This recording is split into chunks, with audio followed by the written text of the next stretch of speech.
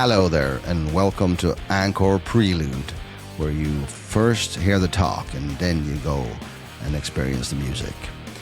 Today I do the intro in English because my guest is Mat Maurer from the Australian thrash metal band Mortal Sin, who's playing Encore on the 18th of August, together with their fellow Australian band Hidden Intent, which they toured with before, at least in Australia I know.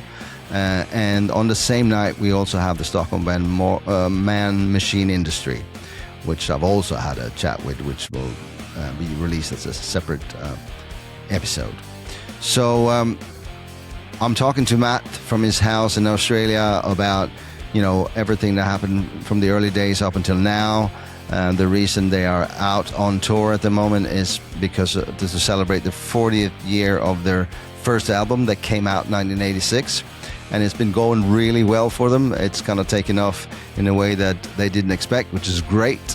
And now they're coming to Encore to play, and it's the first time ever in Stockholm. Apparently they've been to Gothenburg a couple of times, but never up here. So this is the first, so don't miss it. And without any further ado, I'm now taking you to Mat Maurer of Mortal Sin.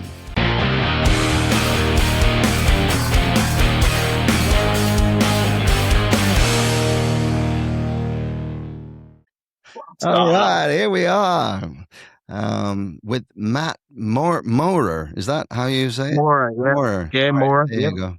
All right, from the legendary Mortal Sin. So so you're back on track. You're doing a 40th anniversary tour now, or comeback, or what would you call it? Yeah, it's basically to celebrate the recording of Mayhem and Destruction. Okay. That was 40 years ago this year. So we started off, was going to do one or two shows just in Sydney and Melbourne, and it grew, and then it grew, and then it grew, and then it became a monster. So we're up to about 41 or 42 shows so far. Oh, wow. Yeah, that's incredible. That's pretty impressive. All right, cool. Yeah, so that was 86, right? Mayhem of Destruction. It came out. Yeah, and you did pretty one much. out. It was mostly 87. We recorded it in 86. We got the album like the middle of December in that year, so we put it down as 87 as the release date, but 86 when we recorded it. Okay. Yeah. All right. I've listened to some of the stuff that you've done, and you kind of went in there supposed to do a demo or whatever it was, and then you kind of it was like we had some, like we had 8 songs, and we were just like, well, let's go and record them to see what they sound like, because you play them in a rehearsal studio, and you think they sound all right, but it's not really until you record them that you get to understand the songs themselves and how good they sound, or, whether they sound shit or whatever. Yeah. So, we went in and we actually picked a really good studio, EMI Studios in Sydney, which was probably one of the better studios in Sydney, but we didn't know. That was the one right in the middle of Sydney, so we just picked it. Yeah, and we went in and, while we were doing it, the guy who was like the house mixer, he said, "Man, these are really good. Why don't you just release an album?" And we're like, "What? What do you mean? We just want to hear the songs." He said, "Nah, man, you got to release this as an album." I was like, "Okay, all right. Well, if you say so." So after that, we went through the yellow pages, because back then there was no internet or nothing like that. Looked for someone who made records, and we found one close by, and so it was a big process for us, but. We sent the record around to, whatever places we could find, some record shops and stuff like that. And we happened to send one to Shade's record shop in London, which, if anyone sort of knows of Metal Forces magazine, that was probably one of the biggest shops in London. So we just thought, what the hell, we'll just send them an album, see what happens. And lo and behold, they received the album and put it straight on, because they saw that we were from Australia, and it was like, oh, wow, thrash band from Australia, okay. And they put it on, and one of the A&R guys from Phonogram Records just happened to walk into the shop just as they were playing it. Really? Yeah, how's that for right place, right time? And he knew the guys in the shop, so he went up to him and he said, "Is this the new Metallica album?" And they said, "No, no, no, this is a band from Australia." And he's like, "What? Give me that, give me that." Wow. And within 2 weeks, we were getting a phone call because, lo and behold, we put my phone number on the back of the album, which Oh, was my house number. your Yeah, personal number. well, it was a house number, like Okay. like not no mobiles back then, No, but no, no, no, no. Yeah. um, yeah, so I get this phone call. Guy says, "Oh, hello, my name is Dave Thorne from Phonogram Records in London." And we're like, "Oh, okay, yeah. What can we do for you?" He said, "Oh, we heard your record the other day and we want to sign you guys." We're like, "Fuck off, you idiot. Is this a prank?" We thought it was a prank. But Okay. yeah, so he phoned us a couple of times and convinced us. And Okay. yeah, we become label mates with Metallica, didn't No, we? yeah. And Yeah, yeah, yeah, yeah. I'm gonna ask you about that later on as well. But I mean, the yeah. first one is why did you choose thrash as a genre for your band? Where did that come from? What's your influences, Well, etc.? And for me, we started. I was in a Judas Priest cover band before okay, Mortal Sin, and I met up with Wayne and Keith. They were in a band called Wizard, and they were playing kind of very Iron Maiden kind of style music. But it was around 83, 84, and then because it took some time for Australia to get records from overseas, and it was about that time that everyone started getting Kill 'Em All mm-hmm. and from Metallica. And Yeah, once we'd heard that, I was like, "Get fucked! This is man, this is what I want to fucking play," okay, And so we decided to not do Wizard with the Iron Maiden stuff, and mm-hmm. Keith, Wayne, and myself, we took off from that band and said, let's create heavy a heavy band, and Okay, play this kind of style of music. okay, So yeah, that's kind of how we got into playing the thrash. okay. But before that as well, I used to buy mixed albums, like Mm-hmm. lots of different bands on it. Mm-hmm. And I bought one. I can't remember what it was. Not Metal Massacre, but it was something else, and it had Accept Fast as a Shark on it. Oh yeah, yeah, yeah. And it was the first time I'd heard Double Kicks, and I'm Yeah, like, "Fucking what is this shit? This yeah, is fucking awesome!" yeah. And so yeah, that was kind of what got me into wanting, something. Back then we kind of called it extreme, but Mm. these days No, I it's know. nowhere Well, near I extreme. remember. I remember that was Yeah, '83 or whatever. I remember hearing it yeah, first time as well. We were 84, like, yeah, "What the yeah, hell?" It- yeah. so yeah, okay. And then so I mean, you were kind of the first ones to do thrash in Australia, or is that just because now obviously you're always referred to the first thrash band, from Well, Australia. So not technically, probably not the first thrash band. It's a lot of bands claim to be the first yeah, thrash yeah, yeah, band, okay, yeah, but were they really thrash when they started? That I don't know. I don't care. Look, we just say we were one of the first. yeah. Like in Well, I mean, Australia, what? and that way no one can refute it. No, and was the term even had it even started back there? I can't remember. I Well, mean, it well, was our first poster said Masters of Speed Metal. okay. All right, there you go. So, and yeah, back in 83, 84, speed metal was the term. And then I think maybe Metallica kind of come up with the genre of thrash, Yeah. Okay. Yeah, I don't know what's true, but yeah, that's what they claim. So, All right. Cool. So Mortal Sin, where did you get the name from? Where did that come from?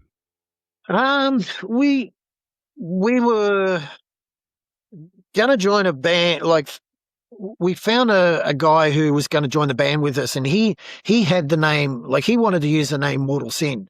So we adopted the name, but then he never ended up joining the band. So we Okay. just kept the name. Okay. Basically, yeah, back then it was a big thing to have a really cool name and a really cool logo.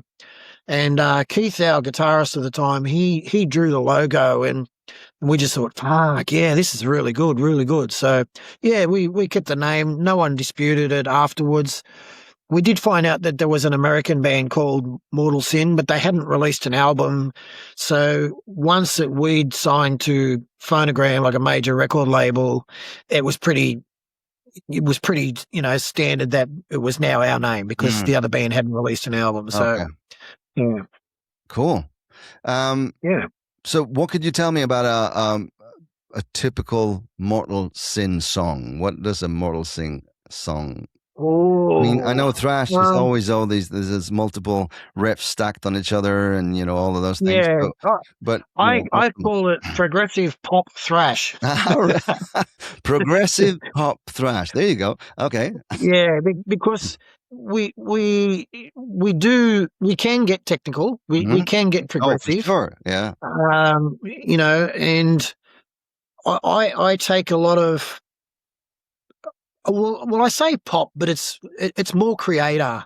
With the choruses, it's just that repetition in the choruses. Yeah. That's why I call it pop, because pop music just repeats choruses over and over. But I use it in our songs because I want them to be memorable. I want a person to be walking away from a song singing the song, singing the chorus or whatever. So, yes, it's simple, but it's catchy. So long as it's catchy, and that, I think it's a good thing even for thrash metal. I think it works, Yeah. Well, I think you got catchy riffs as well in parts of your song. Yeah, that's important for Mortal Sin as well. I always try and tell the guys, look, for us, the song starts with the chorus. It's to me, if I've already got the music from the guys, I start with the chorus first, because the chorus pretty much tells me what the song's going to be called. And then when I know what the song's going to be called, then I can think of what the story's going to be about, So, yeah, we kind of work backwards. I don't know how other bands do it. Some bands might write lyrics first and then write music, but we always write music first. And then if I sort of have an idea in my head, but the music doesn't quite fit the chorus or something, I'll go, look, guys, I got this cool idea for a chorus, but I need you to maybe just adapt the chorus a bit to make it work with the chorus. So yeah. Is that how you work? They bring in the riffs, and then you sit there and whatever you come up with, and so on. Okay. Yeah, I'll sit with a song for as long as I need to feel what is the music telling me, what's the color of the song, what's the vibe, and I need to study what it's telling me. Okay. And most of the time it'll put an image in my head. It'll just sort of, I think of it as a movie, not necessarily just as lyrics. Wow. I'm trying to picture what the music's giving me, and then and then I'll try and write the lyrics to go with that. Okay. It's a weird process. Maybe that's what makes us a little bit different to some other bands. I don't know, but it works. Speaking about lyrics, is there a typical, some of it is, I would call it some of the thrash lyric stuff, but you also have a lot about losing faith or stuff like that. That's is that a theme, or is it, where does it? Well, not necessarily a theme. It's like with Lebanon and Lebanon Part 2, which was Tears of Redemption. Obviously, if the guys give me that kind of Middle Eastern vibe with the music, that's where it heads me. That's what I'm saying when I hear the music and I go, what is this music telling me? The first thing it told me was, Middle Eastern. All right, Middle Eastern. What can we write about? Oh, yeah. It certainly had that vibe on the riff, because it's got that half notes kind of thing. So you kind of going into, that was one of my, it's one of my questions. So, this was 1986 or maybe earlier when you did Lebanon, but 5 kids, if you like, from Sydney writing about a war on the other side of the world. I'll tell you a little bit of a story. I worked in a factory at the time, which had quite a few Lebanese people there. So I was always, hearing stories of the war back in Lebanon. I think 82, 83, something like that. Yeah, something like that. And that's what fed me the idea. It was so. Cool.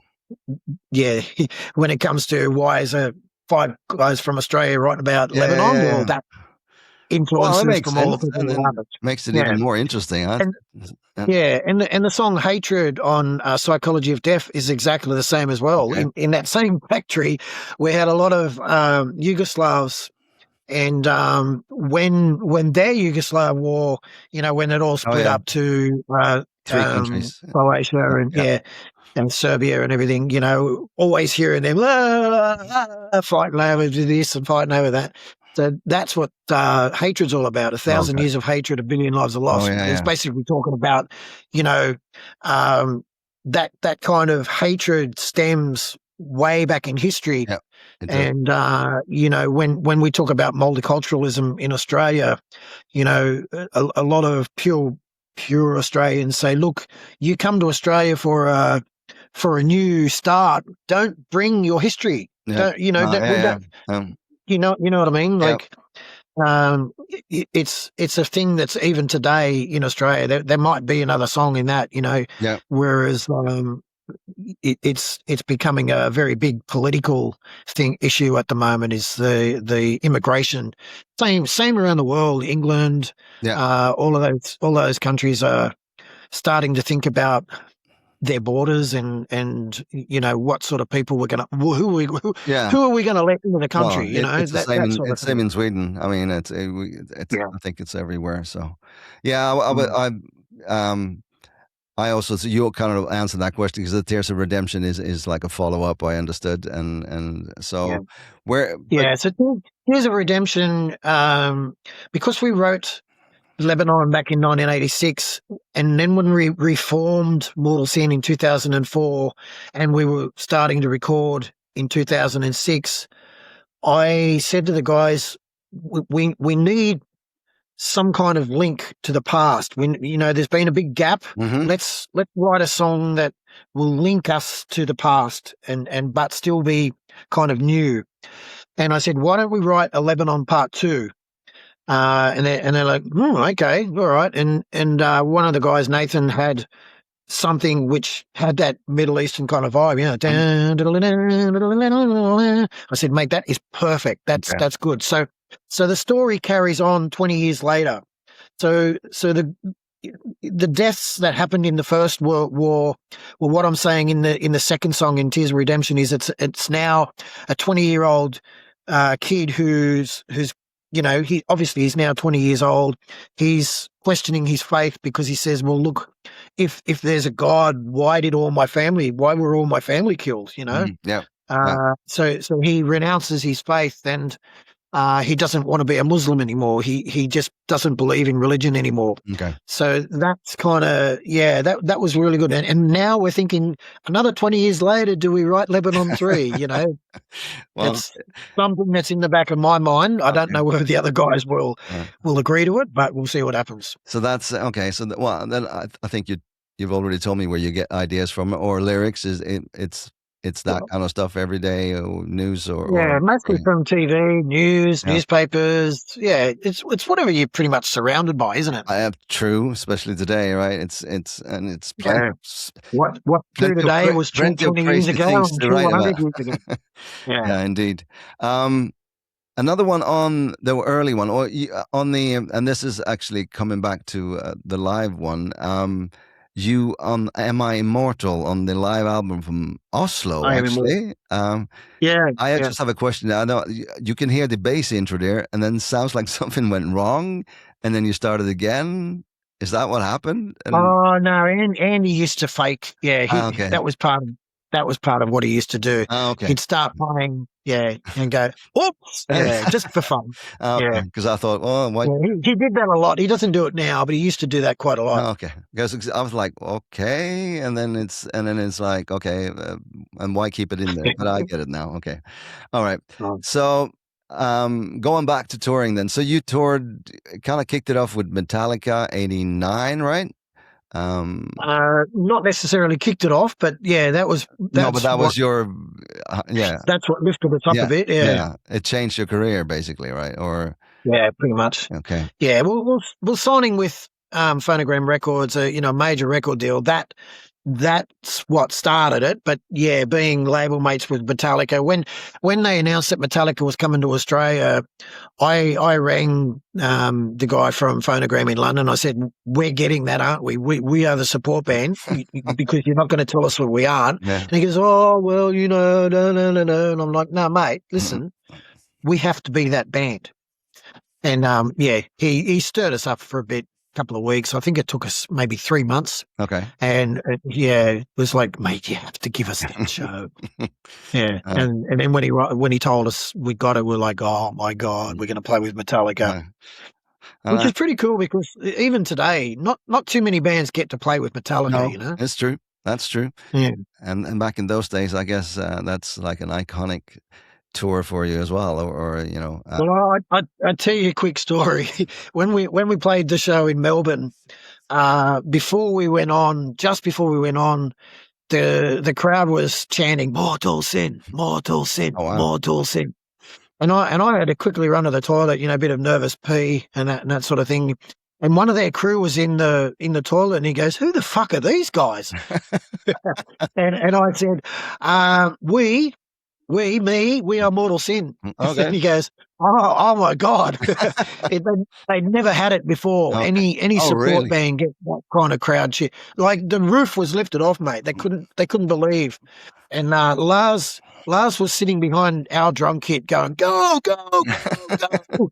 So yeah, it was pretty cool, man. It's probably one of the best experiences we ever had. Yeah, I can imagine. Right. Well, and then after that, you kind of, I mean, that was a bit of a breakthrough, I guess, right? So, and you've been to Europe, supporting other big, I think, Testament, and yeah. That was pretty cool. But it was it's pretty much what ended up splitting the band up, though. Oh, really? For the first. Well, I do have a question on that because you left a couple of times, right? Yeah. Yeah. Do you want to? Is there something that you want to talk about, or is it just look, bygones? Yeah. We'll leave it in the past. Okay, all right. That's cool. Yeah. When we did this reformation, I pretty much had to go up to Andy and say, "Look, man, we've had a bit of a history, but we need to fix it. Okay. What do we need to do to fix it?" And it took me a little while to get his trust. Mm-hmm. Not from me, but I needed to trust him. Okay. And I realized after probably a couple of months that he'd changed a fair bit. Obviously we're both in our 60s now, so you've got to sit there and realize, well, shit, stuff he did in the past, we need to be a little bit more relaxed about it. We need to be a little bit more probably on the same page, so we work together really well. And because with the rest of the band, we would probably consider ourselves the least talented, if you know what I mean. So we had to work really hard to lift our game. So I realized that he worked probably the hardest. Mm-hmm. Because back in the day he was quite lazy with the songs. You could look across at him and he's just stroking the E string, not even playing the notes and stuff. But now he plays every single note. He learns them to death, and I even said to him probably 2 months ago, I said, "Mate, you know what? You now are the bass player that we wanted you to be back then." All right. And he goes, "Oh, yeah, cool, awesome, thanks, man," because he really has put the hard yards in, Yeah, that's awesome. I mean, and it's kind of like that for a lot of these bands are getting old as well. They sound great these days, they're because they put in the effort. And back in those days, we were because I played also way back then, and you were more occupied by being cool or doing your thing or swinging your instrument around your head or things like that. So, but I think it's because you've got a lot more riding on it now. Mm-hmm. We couldn't do a comeback and just do it half-assed. We had to be spot on. Our first show had to nail it, because if we come back and had a shit show, we fucked up songs or whatever, people would just go, yeah. Mortal Sin. Yeah. Yeah. So what? Okay. Yeah. But we come back and we played that first show and we smashed it. Oh, Like it cool. was unbelievable. We had probably the biggest crowd. We had bigger crowds than Arch Spear. We had bigger crowds than Abath, who was playing on it. Um, Oh, and people were coming up to us after and going, "Fucking hell, man, you guys are yeah. amazing!" And every show that we've done since, we're trying to even get better than the last. So, just new technology. We don't use amps anymore. We use in-ears. Yeah, okay. Um, I was so yeah, gonna it's ask you one of about those things that like, as well. I mean, because yeah, it's obviously a lot easier to travel with and all that stuff. So yeah, so yeah. so you don't have Especially for any me. stage sound? Are you working with a silent stage, as they call it these days, or? Well, we have music coming through the monitors still. Okay, okay. And if it's a decent enough PA, they'll have side fills as Yeah, well. that's So true. Yeah, if anyone's at the front, they'll still hear everything. yeah. For me, with the in-ears, I'm hearing stuff I'd never heard before. So, Yeah, like it's you basically you're listening to studio quality. yeah. So and it makes, especially for a vocalist, it means that you don't have to scream to try and hear yourself above No, every other instrument. that's true. So it's protecting my voice, and it's like everyone's just been saying, "Man, your voice is still top of Mhm. the game," and I'm like, "Well, what did you expect? What, just because you get old, you don't have your voice anymore?" Yeah. Well, But yeah, people are commenting a lot about No, our playing it's easier and to that. Yeah, keep the pitch, obviously, and all of that stuff. But I yeah. mean, sometimes I feel like you lose the connection to the crowd a bit because when you finish a song and then you don't, because obviously your ears are plugged. But how do you feel about that, or do you? Well, we've got a stage, we've got a crowd mic Ah, and a all right. channel for Okay. crowd. Okay. Yeah, you can still hear them. Okay. Even you don't have to hear them. You just see their Yeah, faces, well, that's mate. true. That's also true. Or they, their hands in the air, that sort of thing. Yeah. You don't need to hear them. Okay. Cool. Um, Do you? I heard one of the interviews that you said you don't drink. You were surrounded by people that did. Is there a Yeah. reason behind that, or something that you want to talk about, or? Well, look, my wife was sick. She passed away last year from a Oh, disease, yeah. which was a muscle wasting disease. Sorry to hear And that. when she first got the disease, like I never owned a car. Okay. Like I only got my license when I was 50, and that Okay. was when she first got the disease. So it was a case of if I'm going to get a license, I'm not going to drink. Okay. So basically, if I'm going to be driving her around everywhere, Yeah. yeah. But I didn't drink much Okay. anyway. I think one year someone bought me a 6-pack for Christmas. It was still there for the next year. Really? Oh, okay. I just don't get a kick out of getting drunk. All right. Basically. Cool. All right. Do you have any when you go on stage? Do you have any like pre-rituals within the band before you hit the stage, or are you? Not really. Okay. Yeah.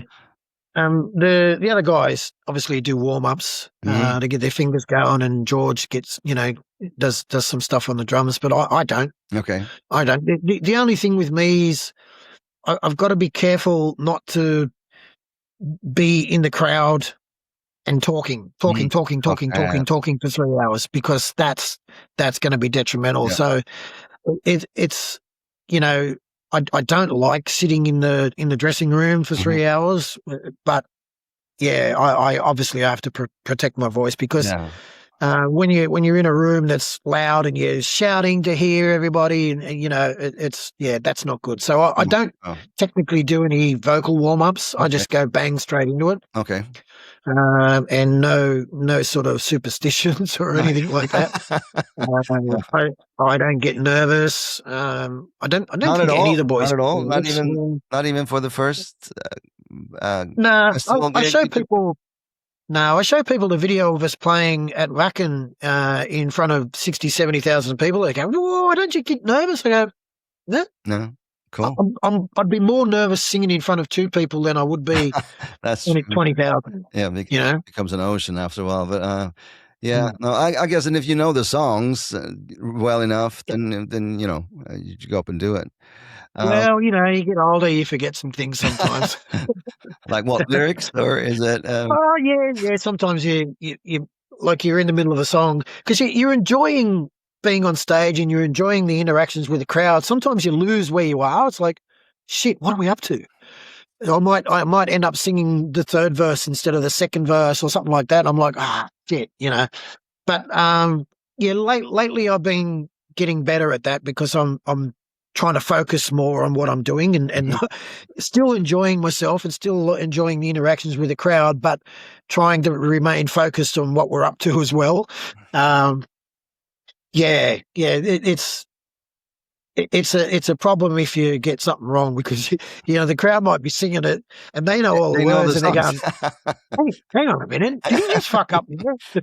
Yeah, so, Well, it's yeah. also a bit charming to be honestly when And you now there's a couple of times too where, like, I wear my hair out on stage and the set list is on the ground. So when I look down, the hair goes down. I can't see the set list, and sometimes I've announced the wrong song or something like that, or I've forgotten the song, and the guys are getting ready to play one song, and I go, "Oh, this song's called Lebanon," and they're all looking at me going, No, it's "What?" not. Yeah, and I go, "Oh shit." Oh, that's cool. No, I was going to It ask you. happens. Come on, it happens to the best of us. Yes. Clearly. so, so I was just going to ask you if you have any crazy live incidents that you want to share now in the Oh, last tour, or no, this one's been pretty good. We had we've had a couple of shows where we played to a sold out show in Sydney, and they had the punter barriers too close to the stage, so there was only like a gap of maybe 2 feet. So you know when people were diving over the crowd and getting thrown over the barriers, they were getting thrown down like to nothing, mm, and we're like, "Gee, guys, please be careful. There's not enough room up here." You know mm, that sort of thing. But yeah, no, it's been really good. It's great to see, you know, like it really feels like you've gone back in time to 1986, 1987. Because yeah, even though everyone in the crowd's a lot more older, it's like they don't care. They feel like they're in 1987. yeah, So okay. they're going really hard. It's a really good feeling. That's awesome.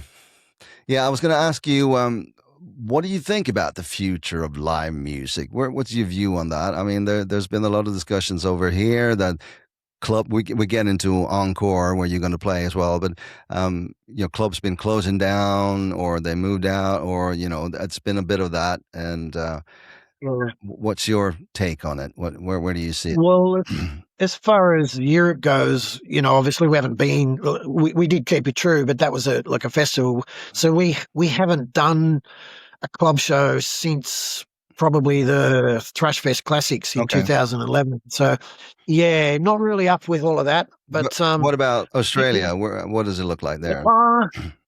well, venues come and go. You Okay. know, like it's the nature of the business. Okay. Over here, poker machines were always the killer.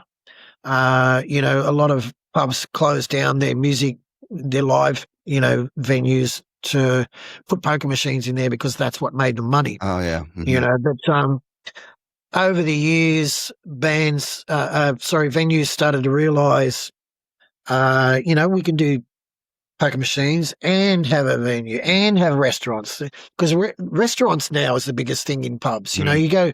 you go to a pub now and it's full of people eating, you know, pub meals. Yeah. I don't know if that's the same over there, Mm. but you know, you got more specific venues which are only venues, not whereas we have hotels, which is like a bar, and then it has a poker machine area, then it has a restaurant area, and then it has a live venue area. And Yeah. some of them have outdoor play areas for kids. They're more family orientated Oh, these days, and some of them are quite huge as well. You know, so yeah, I don't know what it's going to be like for us when we go over there. Obviously, coming over in the middle of August is, you know, it's going to hurt us a little bit, but the fact that we haven't been there for 15 years, true. you know, hopefully people might go, oh, Mortal Sin. Yeah. Okay. I haven't seen them for a long time. Let's go see them Yeah. instead of someone who they might have seen last year. You know, Okay. don't really know. This is a bit of a what we call in Australia a look see. This Okay. is Oh yeah. basically I say okay. yeah. We'll go over there. We've got a couple of festivals. We're playing Alcatraz. We're playing Brutal Assault. We're playing Barbouk Festival in France. We need to make those festivals an incredible performance from us, so that people will, look at us and go, "Far out! I'd never heard of Mortal Sin before," or "Wow, Mortal Sin are way better than they used to be." So it's an advertisement for us. So every single show that we do now it's an investment in our future. It's an investment for next year. Hopefully next year we'll have more shows, more festivals, and we'll see how we go. Cool. All right. You answered some of it. I do have a segment which I call a different frequency, which is more of a deeper thing. But I think, because I have a question, if is a song something that you hear or something that happens to you, or where do you feel it before your brain catches up? Yeah. Hearing it first, for me, it's hard to explain. Like, trying to fit words into a song it's not always that easy, especially when the music underneath is quite technical. If you listen to a radio song, it's mostly the melodies in the vocal. Underneath it's a very simple riff, they open up and leave room for leave room for the vocalist to do their thing. For us, it's a little more intricate than that. The guitarists are wanting to show off their bits. Everyone's wanting to show off their musicality. So it kind of, I won't say it makes it hard for me, but it kind of closes a few doors. So yeah, it's one of those things where I'll start off just trying to think of a melody. How can I sing this, rather than writing any words. I'll go, how can I sing it? Okay. So I might just go, na, na, na, na, na, na, na, na, na, na, na, na. So I'll just do that. And then if I can come up with a decent melody, then you got to come up with the words. You go, oh, well, what words fit into this? How can I? So I'll start writing simple words, like some of the words for when we wrote Dead Men Walking, were so simple. When I look back at it now, I go, oh my God, that turned from that into that. Yeah. Wow. Yeah. So it's just a matter of trying to find the right phrasings, trying to find the right, the right words, the right phrasings, the right melodies. Everything needs to fit to the music without taking away from the music and without clashing with the music. Yeah. So indeed, it's a task, and I really do find it difficult. So it evolves over as well. So you start off something and then it kind of, takes a while. Definitely. Yeah, definitely evolves. What I do is I'll put a song in my ears on repeat, even if it's just a verse or a chorus, and I'll go walking, and I'll walk at the pace of the song, and then that way I'll get the rhythm in my head, and because I'm repeating it, sometimes you might listen to it 30, 40 times, and suddenly words just pop there, Yeah, it's probably different for every singer, everyone who writes a lyric, it probably has their own little processes, but that works for me. Sometimes I'll come up with a song, and some of the other members might object to something, or say, "Oh, you could probably do this," or that sounds a bit lame, or and it's. I guess it's up to me to decide whether I go, yeah, nah, sorry guys, I like it, or you could be right, and I might challenge myself to come up with something better. But if you sat down and explained to them how much effort you went into finding those words, they might sort of think twice about going, yeah, that doesn't sound very good. All right, okay, so you coming here on the 18th to Encore, together with Man Machine Industry as well, and you Hidden the Tent, which I think is your mates. They've joined you, Hidden the Tent. I mean, they played with you. I've been doing the whole Aussie tour with us. Yeah, they're great guys, man, and their music's so good. They're like, if you haven't seen them, you got to go see them. They're really good. I'll probably will be there when you get over here on the Yeah. 18th. So, and what do you know about Man Machine Industry? I haven't checked them out yet, but I Okay. will. Okay. Yeah, I'll check them out. Yeah. Yeah. Are they a local band? Are they? Yeah, I mean, Johnny, who's the singer and main guy. I'm going to have him on later on, but he's Yeah. he's living around here as well, around Encore. So he's the He's Stockholm been guy. messing with me. Yeah. So yeah. Yeah. All right. So, this is your first time in Sweden, right? No, I think we played Gothenburg once before. Oh, okay. All right. Maybe with Overkill, maybe Okay. back in 2008. Okay. And yes, Stockholm. Did we play Stockholm? No, I think we played Gothenburg and maybe twice. Maybe we did the Thrash Fest Classics in Gothenburg as well. All right. I think. Okay. Yeah, I'm not 100% sure, Right. but I think it was twice we played it in Gothenburg. Well, you're coming at the right time to see Stockholm because it's a summer city. So that'll be nice. So, what do you know about Swedish music? Is there any influences or any that you follow or? Candlemass? Sorry? Probably the first. Candlemass? Okay. Weren't they Swedish? Candlemass. Yeah. Of course. Yeah. Yeah, they were probably my first interaction with Swedish music. Was a big fan back in the day. Obviously, as a kid, everyone heard ABBA. Well, they were huge in Australia, right? Yeah, they were. I think they're probably bigger in Australia than anywhere else in the world. That's true. Yeah. Look, I honestly, I don't listen to a lot of music. Okay. I don't like to be influenced. Mm-hmm. That it kind of sounds a bit silly, but like if I do need to get an inspiration, or I only need to put on Creator or Testament. Okay. And that's an inspiration. Okay. That just bang puts a little point in my head and goes, yes, that's what I need to sound like. Okay. All right. Yeah, because as I said before, Mille he writes the perfect choruses. He's just, I think my personal opinion is that he's the best chorus writer in the game. Mm-hmm. And Chuck Billy just has that voice, and he's an interesting writer as well.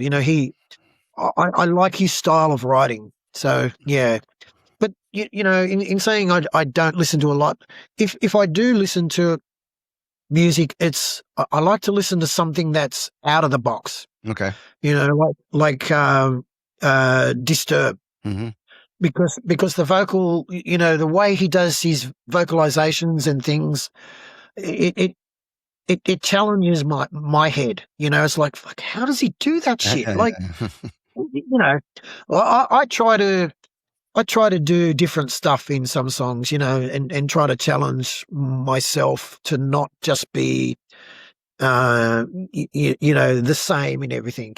So yeah, if I listen to music that's a little bit outside the box, and especially with vocalists that are outside the box, that's what I call a challenge. And if I can adopt something along those lines that will work in a song, obviously it has to work. Cool. I think there's probably, if you look back on a lot of the songs, you could say, yeah, I understand where he's coming from. There's bits in there, that really, really probably make Mortal Sin what Mortal Sin is. Yeah. Cool. So when you're coming over here, I was listening to your live album a bit. Is that? It's been a while though since it came out, but is that kind of where you what we can expect on the 18th? I mean, you got a new drummer as well now, and he's a beast. he's really good. Okay. Look, we have a pretty good mix of all the albums, apart from Every Dog Has His Day. We don't play any songs off that, so we do probably 3 or 4 songs off each album, basically. So yeah, and we're starting to build a good lot of songs now. We're playing in Japan and China next week, where we're doing an 80-minute wow. set. So Okay. yeah, there's 18 songs for over there. So yeah, I'm just looking at the set list now. So I had to print some out today. Okay. Yeah, so we like to do a good spread, and we're trying to make the set list flow. You know, a little bit of this, a little bit of that. You know, go back to '86, move to 2011, and you know, make it interesting. Cool. Well, I'm certainly looking forward to it. We do you want to talk a little bit? We close up here with a little bit about the band you got with you now. There's two of you there, right? Andy has been there from the start, right? Nathan has been there before. Well, Andy actually wasn't the first bass player we had. We auditioned probably maybe eight or 10 bass players. Okay. One of them actually was Steve King, who's now playing with Rose Tattoo. Oh, okay. He came along and had a jam with us.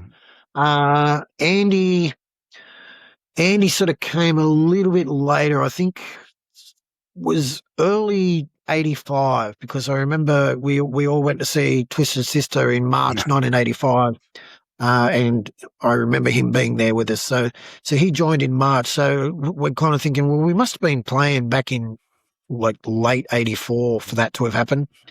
And then Andy brought Paul along. But when we were getting this back together for the 40th anniversary, we discussed whether we'd get Paul, who was obviously one of the other original members. But I sort of fought to have Ryan, who was with us in 2011. He did the last tour with us, the Thrash Classics, and he also wrote a lot of the stuff off Psychology of Death. So I preferred to have him along, because I didn't really know whether Paul had even been playing for the last 20 years. You know, we didn't know. You know, could he still play? Could he play all that sort of thing? And I said to Andy, look, let's just try and keep some consistency and not have too many changes. So we're going to keep the same lineup from 2011, but when we approached Luke, the drummer from back then, he didn't really want to be a part of it, because he had a busted shoulder and he couldn't afford to go and have surgery. And if he did have surgery, what if it screwed him up for life, that sort of thing. So he just said, look, I don't think I can do it. So, you know, we made sure that he was okay with us getting a new drummer. And he said, yeah, go for it, man. So, yeah, so we got George Delanicholas, who he plays in 2 other bands in Sydney, one called Livewire, and a kind of a more kind of death band called Bastardizer. So I approached him. He was my first choice, and when I showed the rest of the band some videos, they said, "Oh wow, yeah, he's a beast. He'd fit in really well." So what George brings to the table is a mix of our first drummer Wayne and Luke, our last drummer. So he's like a cross of both of them. He has the technicality, but he has Wayne was a real power hitter.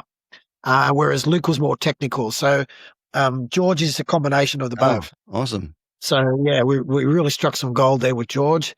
And Nathan and Ryan were from the last lineup. So, yeah, they've been around for – Nathan's been with us since 2005. So he's 20-odd years now. Yeah, okay. One of the longest-serving members. Yeah, so it's a good lineup. Got some young guys, two over 60s, me and Andy, and George. I think he's only just turned 30 or something. Oh, really? I'm not sure.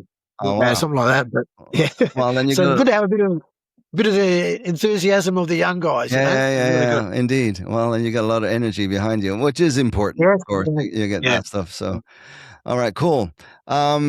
Well, I think we sum it up right there. I'm really looking forward to it. I'm going to be down at the club, which is around the corner from where I live. So I'll definitely come down and check you guys out. And super nice to talk to you. And I wish man, you too. Wish you the best Looking of luck. forward to it. Yeah. Yeah. All right. Thank you, Matt. Cool, man.